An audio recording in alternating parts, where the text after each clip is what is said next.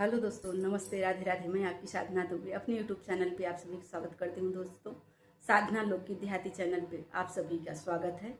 तो आइए देर न करते हुए बहुत ही प्यारा सोहर गीत लेके आया हूँ। दादी नानी के ज़माने का बहुत ही पुराना पारंपरिक गीत है दोस्तों, बहुत ही पुराना है। पहिले पहिले हम गौने गए, सासू समझावई लागी, सासू समझावई लागी हो। बहुअर समझी बूझी के रोटिया पो खवैया हमरे ढेर बाटे हो। बहुअर समझी बूझी के रोटिया पो खवैया हमरे ढेर बाटे हो। सोरठे मेहरारू बाटी, सोरठे मन से धो बाटे, सोरठे गदेला बाटे, कुकुरा बेलरिया बाटे, ननदी के कलेवना बाटे हो। बहुअर समझी बूझी के रोटिया पो खवैया हमरे ढेर बाटे हो। सुतुही भर के दाल दीही, घोंघा भर के चावल दीही, बबूरे के पाते पे पिसान दीही, इमली के पाते पे नून दीही हो। बहुअर समझी बूझी के रोटिया पो खवैया हमरे ढेर बाटे हो। बहुअर समझी बूझी के रोटिया पो खवैया हमरे ढेर बाटे हो।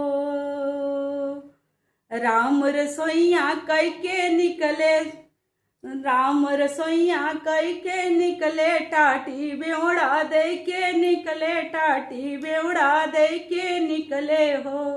सासू आजू मोर मुड़वा धमा कई परोस के खियाई दीहू हो। सासू आजू मोर मुड़वा धमा कई परोस के खियाई दीहू हो।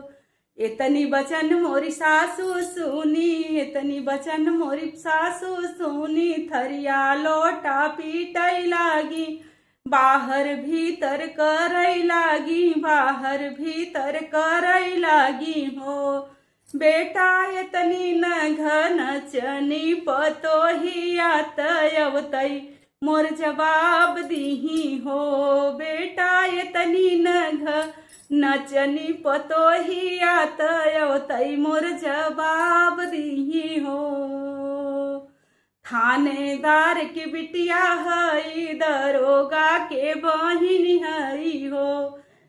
सासू पढ़ल पंडित क पतोहिया तोह से चलाकी बाटी हो। सासू पढ़ल पंडित क पतोहिया तोह से चलाकी बाटी हो। पहिल पहिल मई गवने गए, सासू समझावई लागी, सासू समझावई लागी हो। बहुअर समझी बूझी के रोटिया पो खवैया हमरे ढेर बाटे हो। बहुअर समझी बूझी के रोटिया पो खवैया हमरे ढेर बाटे हो। धन्यवाद दोस्तों। यह हमारा सोहर गीत आप लोगों को जैसा लगे, बहुत पुराना है, दादी नानी के ज़माने का।